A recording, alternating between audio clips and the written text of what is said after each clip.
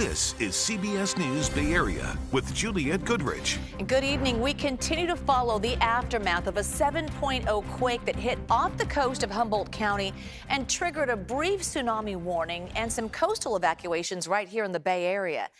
Thankfully, those damaging waves never materialized. But up north, cleanup is now underway after this major quake. You can see grocery items knocked off shelves in Humboldt County. And at this point, there is no word of any major damage or injuries. The intensity of the shaking was really captured in this video. Check it out. This is from the Humboldt Flour Company. The quake hit around 10:45 this morning. It was centered just off the coast of Cape Mendocino, but the USGS says it was felt here in the Bay Area more than 200 miles away. There have been several aftershocks, and there could be more in the coming days. We have live team coverage on the quake and the now canceled tsunami warning. Kelsey Thord is in Pacifica, where people evacuated. But first, let's get to Wilson Walker. He traveled to Ferndale in Humboldt County and has more on the damage. Good evening, Wilson. Yeah, Juliette, as you mentioned, really the damage limited to things thrown off shelves, some minor structural damage in spotty places. For a quake this strong, very little damage, and as we've been mentioning, no reports of injuries. The real notable part of all this, especially for people in Ferndale, this is their third significant earthquake in 3 straight Decembers. I was looking up at the ceiling, and it was like made of jelly. Like it was, yeah. And then when I finally came to, I saw those tiles on the floor, and honestly, I didn't remember that they were there. I thought they came from the ceiling. Raina was working at the farmer's daughter when the quake struck. You can see her there. And watch as the shaking doesn't so much start with a jolt, but accelerate. And by the time it was all over, yes, there was a mess. Oh, yeah. Well, the floor was covered in glass. Covered, and we have a lot of condiments and stuff, so it was like glass and goo and mixed everywhere. Yeah. Well, you remember the last time. We certainly do remember the last time, because that's when we first met Merritt Grote, when she was cleaning up the very same establishment back in December of 2022. Well, I think the other one, remember it was like the largest G-force, one of the third largest G-force shakers in California. This was like being on a boat. Yeah, it was a bouncer for sure. Here, like in Ferndale, it hits from the west, like it comes this way, always hits this wall first, you know. Bob was cleaning up his blacksmith shop, where he says he might have actually fared a little worse than the 2022 quake. Because I lost a window, I lost numerous glass tops on the cases, I lost a couple tabletops. This had a door laying here and a broken chair, but the door is going to be repaired. By late afternoon, Jenny Oaks had pretty much cleaned up the Victorian Inn. But for a quake this strong, there was surprisingly little mess, and that is because they were ready for this. Yes, we are. That piece of furniture is bolted to the wall, but the soaps flew off the counter. What are you going to do? So after 3 significant earthquakes in 3 straight Decembers, even the Christmas trees are now cabled to the walls. Their thoughts on the holiday hat trick. I've heard that from a lot of people. Yeah, I know. But it's a great place to live most of the time. Definitely. I'm like, so this is what we're doing now every December. So this is our jam now. Every December, freaking second week in December now, we're just gonna here it comes. If it happened in the same exact date as those 2 years, I'd probably move. I'd probably move. Yeah. Yeah, the fine people of Ferndale can get on with their holidays now that they have had their December earthquake. You know, everyone obviously kind of lighthearted about this up here, Juliette, but just a wild sequence of Decembers for them. Personally, I was in San Francisco when this earthquake struck. I was on the 4th floor of City Hall. You could feel it. You could definitely feel the building moving a little bit, and it went on for a little while. And I was standing there in San Francisco thinking, wow, something has really happened somewhere. You come up here and you see that the damage isn't that bad. You were hearing a little description of this at 6 o'clock. It's so interesting how each earthquake is unique and how it spreads, what the impact is like. And the folks here in Ferndale certainly have a repertoire of experiences to draw from now as they talk about what earthquake country means in this particular part of California. Juliet. Absolutely, a hardy bunch and a charming area up there. So glad everything is quiet now. It is. All right, Wilson, thank you for making that trek up there ASAP. All right, appreciate it. Governor Newsom did issue an emergency declaration for Del Norte, Humboldt, and Mendocino counties, and here is what that means. I just signed off on a state of emergency declaration that will allow us to provide more resources, provide some of our National Guard resources as needed, access to state fairgrounds, waiving some contractual obligations for that part of the state.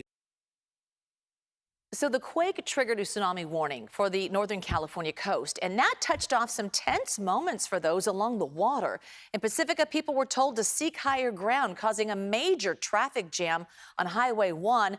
Our Kelsey Thord is live now in Pacifica and heard from some evacuees, and she has more on what worked and what didn't work. Hi, Kelsey. Hey, Juliet. Yeah, it's much calmer out here on the coast tonight than it was this morning. It was a very different scene this morning, very chaotic. A lot of people trying to get out of town at a time when here they thought there was a tsunami on the way.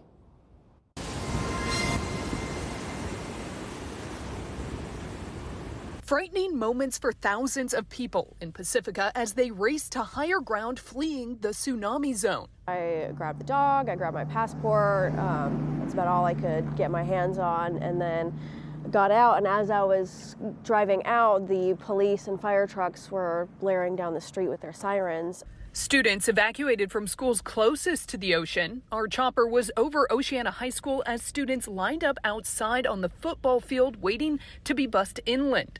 The evacuation causing a nightmare on roads. Cars backed up for miles on Highway 1 trying to get out of town. There was helicopters flying overhead. The fire department was honking their horns, putting up barriers. There's no travel or traffic allowed down these streets while this is going on. So it was a very real sense of urgency. Police and fire officials could be seen clearing areas closest to the beach. Then, just over an hour after the tsunami warning went out, it was canceled.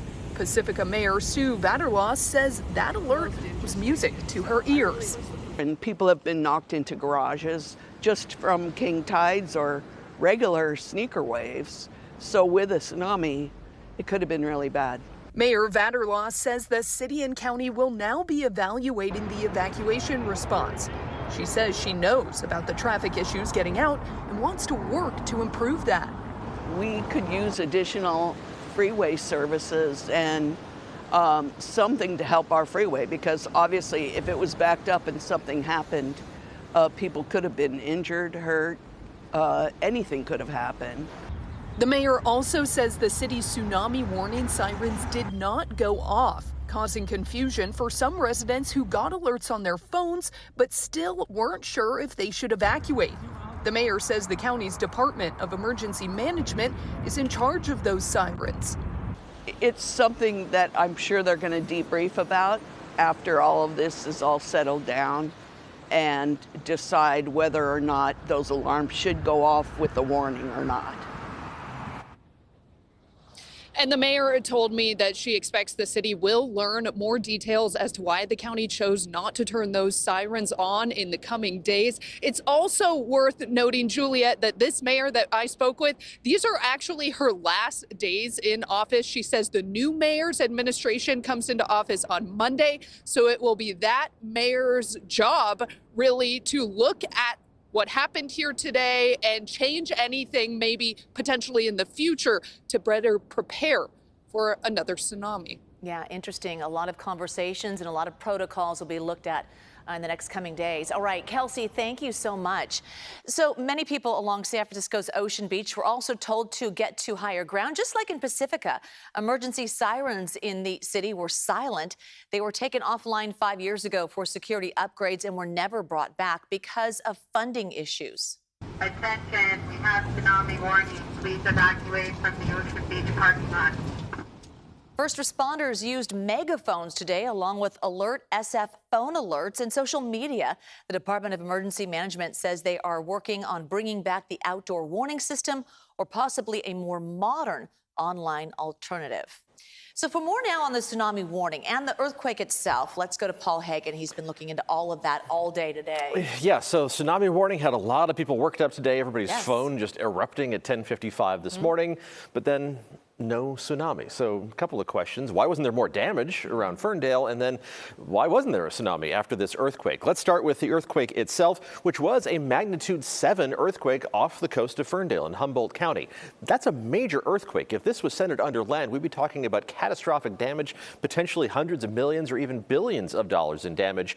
But because it occurred about 60 miles offshore, that damage was more limited. This is our 3D model of the intensity of the shaking, and you can see that largely it has intensified offshore and then dissipated as it made its way closer to the coast. Plenty of shaking still around Ferndale and Humboldt County to shake that stuff off of the shelves, but no widespread structural damage because this was just far enough offshore. Now, in terms of the tsunami threat, let's go to the monitor here and talk more about that, because when we're looking at the threat of a tsunami from an earthquake, we're looking for one specific type of fault. It's what's called a thrust fault or a subduction fault. So an earthquake happens there and it vertically displaces the water. That push of seawater then makes its way closer to the coast, and as it encounters shallower water closer to the shoreline, the waves are going to grow in height, and that allows them to push farther and farther inland. That's the tsunami itself. But today, the earthquake was not along a thrust fault. It's along what's called a slip strike fault, like the San Andreas fault.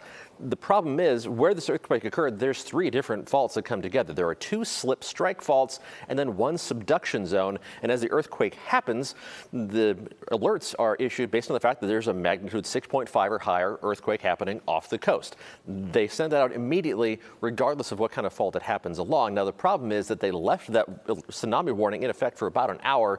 Within about 20 minutes of that warning being issued, it was apparent that this was on the slip strike fault, not that thrust fault that would lead to a higher tsunami threat.